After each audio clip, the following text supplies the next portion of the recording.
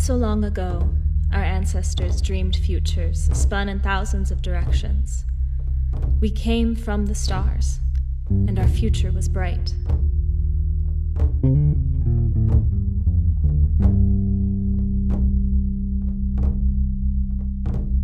Not so long ago, our ancestors knew the names of the mountains, the plains, the plateaus, the rivers, the oceans, the deserts. They would call to them. They would tell them their stories, their hopes, their pains, their loves, their lives. And the mountains, the plains, the plateaus, the rivers, the oceans, the deserts, they would tell their stories in movements so long and so deep that even now you can see and hear them. Our futures are known to them. Our stories will be told by them long after we have moved on to the next journey. Our bodies will join theirs and will tell the next generation's stories.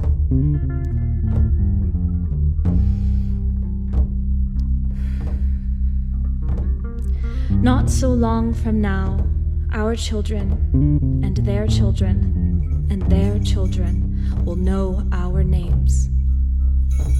We will be streets. We will be buildings. We will be mountains. We will dream futures spun in thousands of directions from thousands of hearts. We come from the stars, and our future is bright.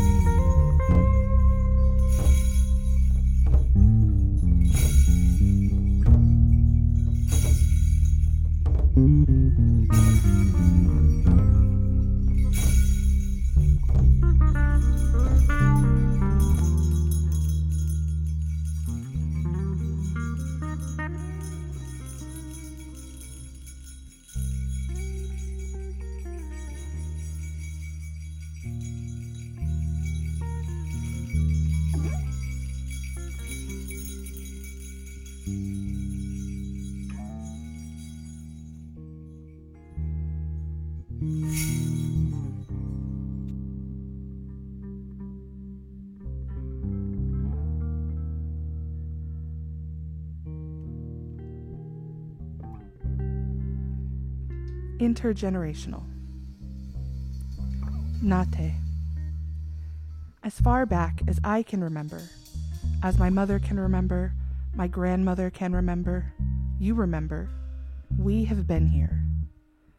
Since time immemorial, timeless beings, the only measure of time, the beating of our strong hearts. My mother, my grandmother, my great-grandmother, my strength is intergenerational. My will is intergenerational. Our life force is intergenerational. We do not end at our fingertips. We only begin in our bodies. We live in every beat of our hearts and our breasts, every beat of the drum in our hands, every beat of the deer's foot on the earth, every beat of the hummingbird's wings. As far back as I can remember, my mother remembers, my grandmother remembers, you remember. Your life does not end at your fingertips, children. Your life only begins in your body. You hold the strength of your mother, your grandmother, of generations and generations of Chicanas, of Hubi, of women.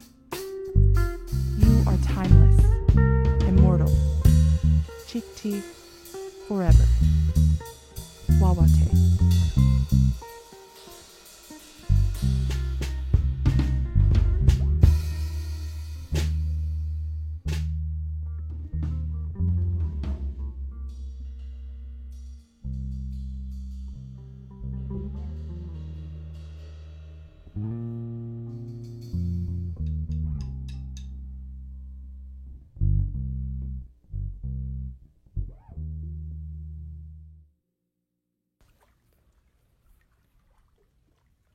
My testimonio. My queerness is historical. From the earth, from deep waters, it is a brew from my ancestors, a melting rebel heat contained in my body. When I was young, I listened to the tias and my mother talk openly about their preferred outcomes from struggles endured in marriage or within the patriarchal hierarchies that they navigated. Work, family, immigration processes, education, and so on. The kitchen that held these stories grew big into a world of matriarchal thrivance and abundance, a river of possibility to follow, a stream of hope outside of the systems, forces, and powers that prevented the women in my family from being valued. With earth coming out of my mouth, I told my ama that I wanted to live a different life than the one that I was being told I was being prepared for. I didn't want to be a wife. I was 9 years old. My second memory, a warmth grew from my chest as I realized my crush on a girl on the bus. To protect my heart, I wrote her name as Bobby in my journal because maybe, just maybe, this little earth would settle into a mass of unmoving rock. But it did not. These are all memories from my first few years in the United States. If I were to stay in Michoacán, I believe the rumbling earth would still be there, but would only move with the right people. Still, being a rumbling earth mover in a world that wants you to be concrete and proper meant that I had to unlayer the matter that suffocated me from growing. I had rubbish from settler societies in Mexico and the United States to shove off, or burn, or release. Hundreds of years of compost waiting to be mixed and spread over the earth to feed the soil, to grow something new. I think this is what queer people do. We are the compost mixers, the flames, the fluid that this world needs to be balanced, and that is why we are what is good in the world. When I was brave enough to show my light, I asked questions. Mami, ¿hay gente gay en la familia? She looked at me curious and explained to me that we don't have gays in the family. We have rumors. So I live like a rumor does, quiet yet brazenly, suspect yet innocently. It became clear that my flame couldn't be put out by prayers or God or shame or obligation. No matter how many boyfriends I said I loved, I really just wanted their freedom. I fell in love with their ability to be wrong yet still confident, and the bits of feminine that leaked from their eyes when they felt desire or were vulnerable. I made relationships to find the queer, made relationships to feel queer. I rescued, I fought, I fucked. I was flame and mixer, molcajete y lumbre. From the moments that I got to escape the false permanence of settler heteronormativity, I grew bigger dreams and bigger desires. I believe my queerness is indigenous resistance. It is evidence that the cruel Spanish conquistadores couldn't kill us off, indigenous and queer. We are what is right in the world.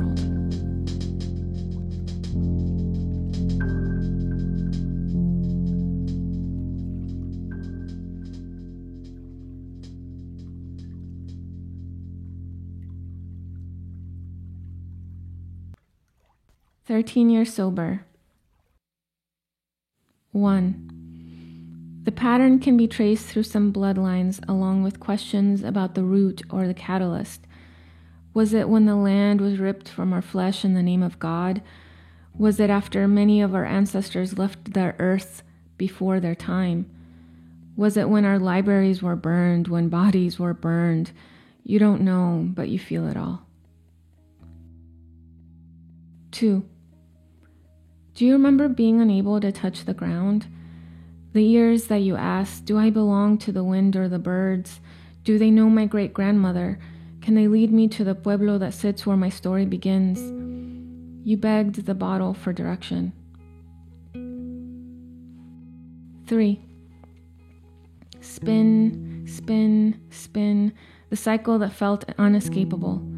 Once you were asked what you needed the most and you couldn't answer because never had you thought of yourself as needing things attainable. Everything was a mountain, and you were too small to know the way. Your flesh, a mountain. Your heart, a mountain. Your future, a mountain. 4. You found people to tell your secrets to that could forget you altogether. Prove you're nothing. Prove you're internal. 5. The drinking dreams never leave. The smell washes the sleep from your eyes some nights. The things you said haunt you. You see loves fall from pedestals and hope buried under crumbled bridges and broken promises. 6. Some mornings you choose sobriety. Some mornings it chooses you. You follow routine instead of the pull to chase that feeling that you got once when you were 17 and wanted everyone in the room to see you. Ah, the power of being seen. That power of being trouble enough to be something, and you wanted it again. As years move forward, that feeling feels less and less, but it still hangs on to your fingertips. A raindrop that does not dry, a paper cut that does not heal. 7. Do you remember the first day of touching the ground? You had sea legs, it seemed, as you looked for any sign that this was the right way, or maybe the only way, or if there was a way back without losing everything.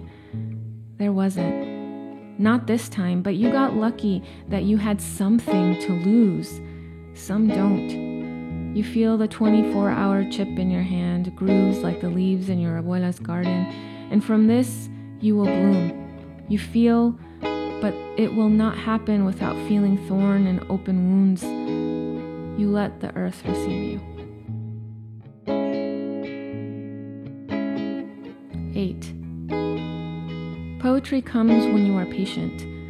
This is new. The waiting for words to appear, waiting for things to mean something. With booze, it all spilled, but you never wrote it down. It lived through you. You spoke in prose and wounded ego, but it left as soon as you woke. 9. One birthday you decide to celebrate, the first since you got sober, the first without booze and lamenting, the first year past the one you were sure would be your last. 2 friends, 1 meal, laughing until 2 a.m., aware, awake. On the drive home, you pass the closing bars and the crowds outside. You see yourself looking at yourself and you mouth, "Thank you." 10. No one tells you that it is possible to rebuild bridges, only that you burn them down. The first 7 years is moving boulders and beams and calculating the weight you can carry if the other person carries some too. The labor of loving is not simple. It can mean loving the rubble between you and them. It can mean accepting that ruins exist instead of relationships. 11. The date you chose sobriety becomes a time marker. You remember the time BYGS, before you got sober, and others after just are. They exist without explanation, like BYGS, time slipped between drinks, and mistakes felt like confirmations of being a failure. In the last few years, you have felt the other side of trying, the follow-through that laces you to dreams and process. 12. Sobriety can be political. Sobriety can be decolonial. A decision to live in order to help other queer indigenous people live too, without superiority. This life doesn't mean more than someone who survives by the bottle or substance. 13. It has taken 13 years to accept that what became a poison saved your life many times. The messiness held hidden truths that you couldn't quite reveal. The long nights allowed you to find one reason to stay and the many reasons to leave this world. Like your first drunken kiss with the boss's daughter, the poems, the 2 a.m. protest signs, the fists in the air, the grass against your knees, your first girlfriend, the rain in your hair, the many new best friends with no last names, late mornings, laughter, the pinky promises. Once those moments faded into foggy memories and your path forward felt full of endings, you made a new path and chose life again. 13 years sober.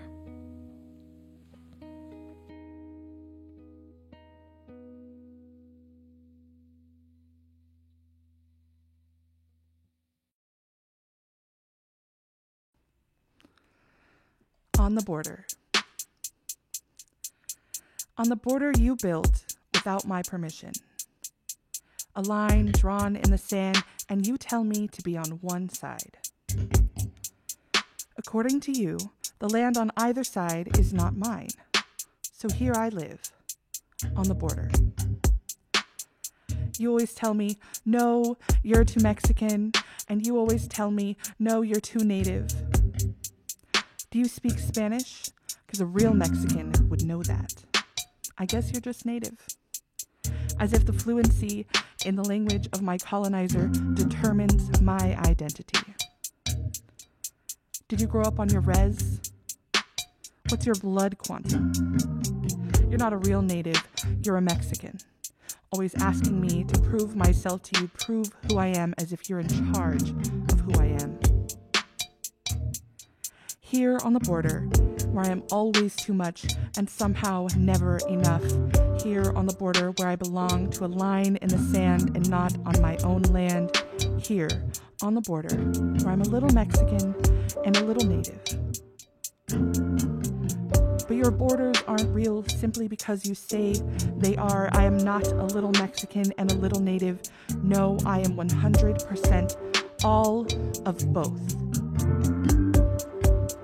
Because I won't be defined by your borders anymore. I won't be told where I belong and who I belong to. I know who I am. And I know my people. And they know me. So forget you and all your borders. Forget you and all your borders. Forget you and all your borders. Forget you and all your borders.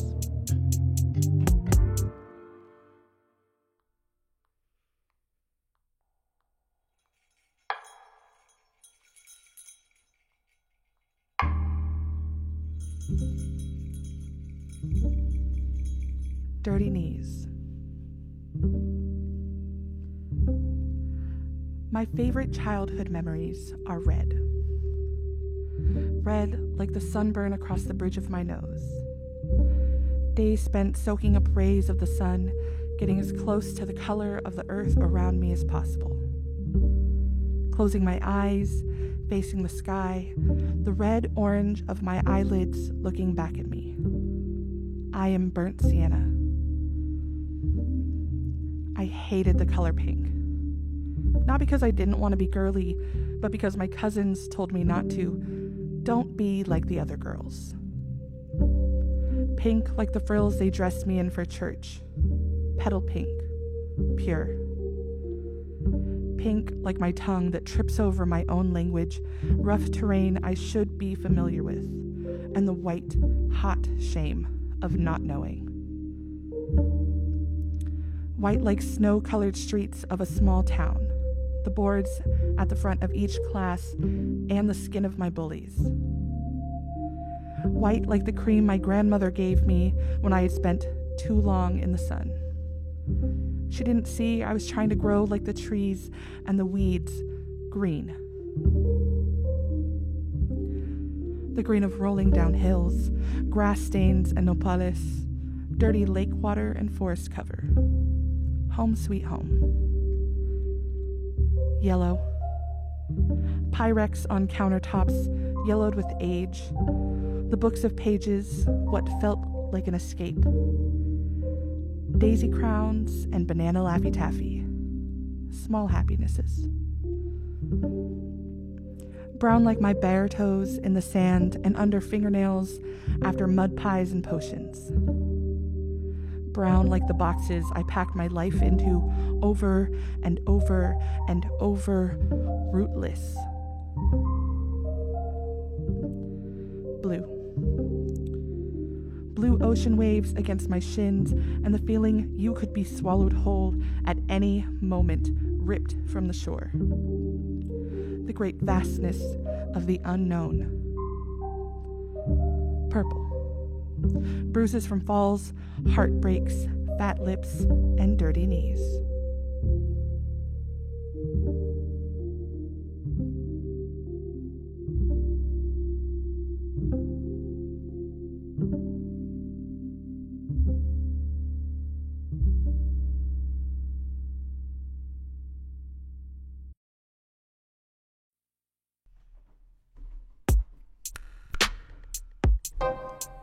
hiking in Michoacan.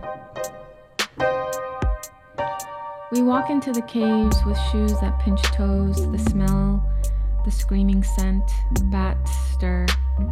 I imagine what it must have been like when the air smelled like this everywhere, when you could look and not see where the trees stopped. I want to imagine so I can become.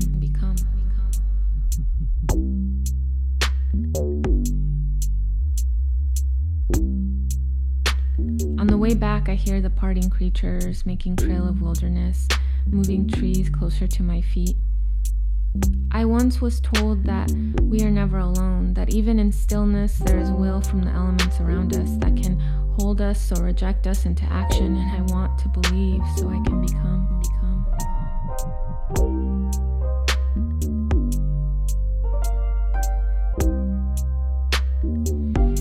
Once we reach the trail that takes us home, we see the peak of the empire, a white cross piercing the sky in ecstasy. The sexuality of the church has always been known, a denied yet violent desire. A chain that cinches skin and makes stigmata, a mark of the witch burrowing into the back of your neck, hidden by a ribboned braid. You fall to the ground to wish for a different world, to become. Earth told me. Material grief and hope come down in the winter. The snow makes a home on every inch of our way. If I were to believe that this world tells me that my connection to snow means nothing, and that the earth and water are not beings with will and spirit, I would believe that to possess is to become more human, and possess and become less tree, less earth, less connected. Before 1492, my elders tell me that everyone and everything belonged, that there was a balance that now lives in the noise of the city, the churning decolonial hope that visits every time we watch the sun fall and the moon rise.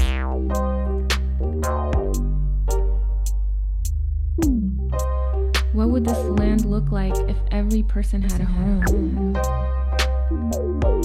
If no one was marked for cages? If we valued sharing over possessing? Would we understand what the earth tells us? Would we feel the balance restored? Would we feel the balance restored? Would we feel the balance restored?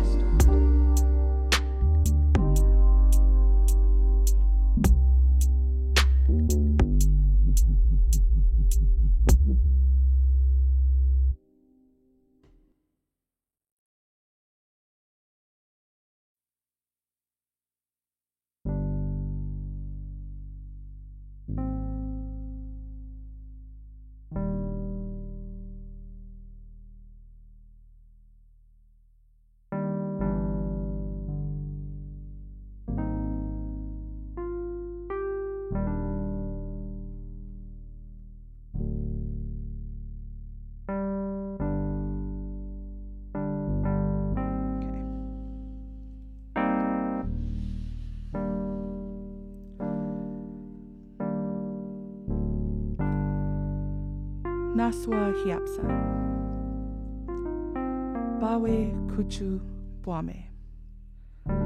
The sea, the fish, the food, the salty water runs in my veins. You can taste Somo Ichia on my skin.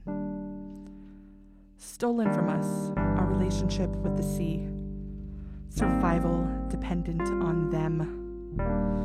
Our survival linked to productivity, returning to us only the bare bones of life. Bawe Kuchu Bwame. Hyapsite Bawe Ye Ka Kokwe. But we fight. We fought for our survival. We reclaim our sea. We reclaim our food. We reclaim our relations. Naswa Hiapsa. Our people trapped in an endless loop. Do we stay? Do we move forward? Or do we just grow? We grow. We are released from the shackles of your expectations. We grow, we thrive, we do not stay stagnant. Despite your best efforts, we are alive. We choose life. See, you forget that we are not just the people you see before you. No, we are millions. We are our mothers. We are our sisters. We are the sea and the grass. We are our ancestors. We are generation after generation of warriors. We fight. We survive. Nasua Hiapsa. Bawe Kuchu Bwame. Sea, the fish, food, the salty water that runs in my veins. You can taste Soma Ichia on my skin. My survival linked to productivity, returning to us only the bare bones of life. Bawe Kuchu Bwame. Hiapsite Bawe Ye Ka Kokwe. Nasua Hiapsa.